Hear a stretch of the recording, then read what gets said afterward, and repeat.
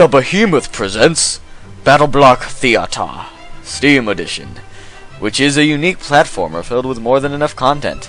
This game takes the iconic game mechanic of press A to jump and twists it into a brand new experience. It takes place on an island of prisoners that have been imprisoned by cats, where they are then forced to participate in deadly stage productions that require a lot of battling and a lot of blocks.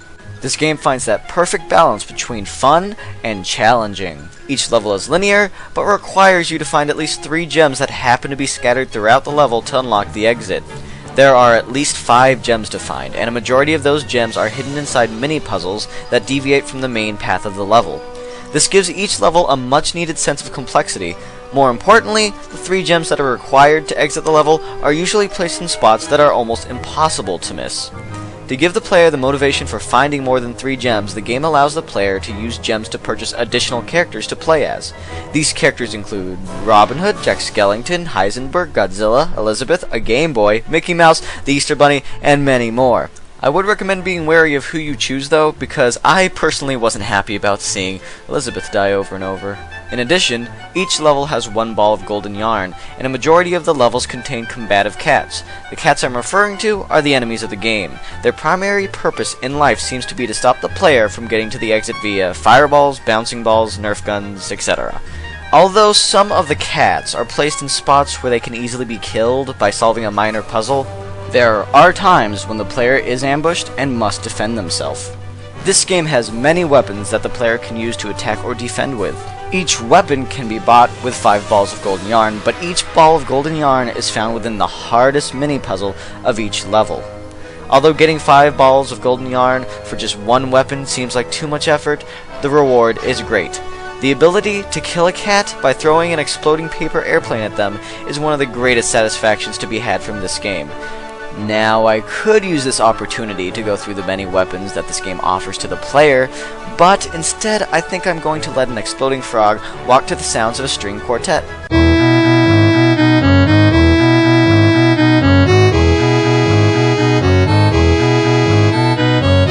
Oh my God! Where the game truly shines is in its co-op campaign. Although the solo and the co-op campaigns are similar, the co-op levels are more fun and more hilarious the whole way through. Each death stops being a punishment and becomes an excuse to laugh at your friend's failure. Solving puzzles in the co-op campaign is infinitely more satisfying than solving puzzles in the solo campaign. There truly is something magical to be felt whenever a puzzle is solved by 2 minds as opposed to just 1. However, the co-op campaign has one huge problem that hinders how much fun the campaign could actually be.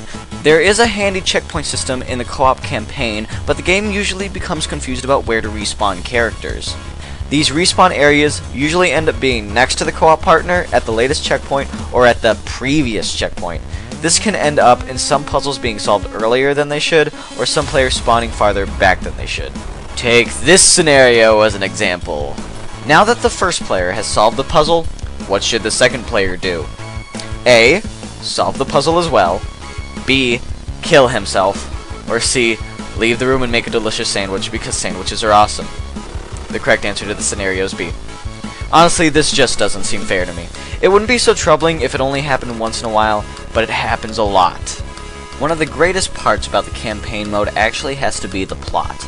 That may seem like a silly thing to praise about a platformer, but the plot was surprisingly well made for this game.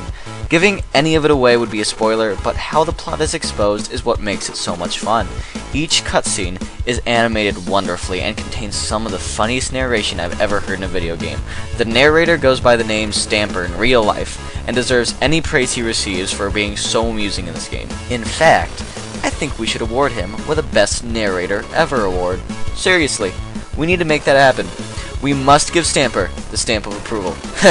Now, I could give you an example of this amazing narration that this game has, but instead, I'm going to focus in on a golden whale while playing inappropriately sad music in the background.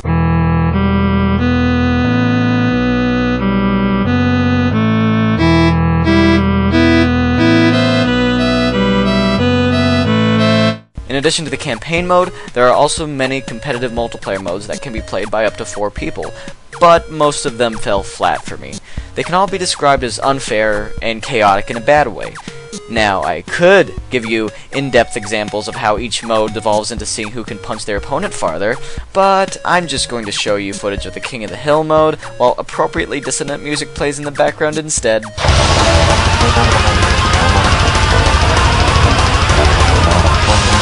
I do have to admit, however, that the game modes Muckle and Ball Game are rather fun to play. Muckle is simply a team deathmatch mode, which is kind of hard to screw up, and Ball Game is a unique take on basketball. However, there are so many better multiplayer modes out there in the gaming world that these multiplayer modes simply cannot compete with. If you feel like this game needs more content, then you should know that there's even a level creator. The level creator is a very useful tool that will give this game the longevity it deserves. Even if you're not the creative type, created levels can be downloaded. What you're staring at is one of the levels that I created. It has my name, Sean Goodwin, written all over it. Literally. The player goes through Sean, then the player goes through Good, and then the player wins. 5 out of 5, where are my awards? Overall, BattleBlock Theater Steam Edition is a very refreshing take on a genre that has been flooded with games, and is definitely a game worth jumping for joy about. More importantly, I was serious about giving Stamper the award of Best Narrator Ever.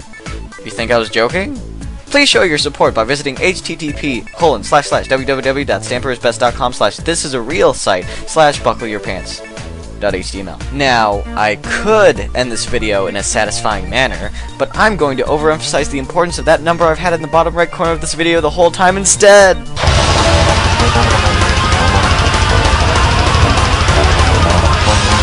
Blackwater out!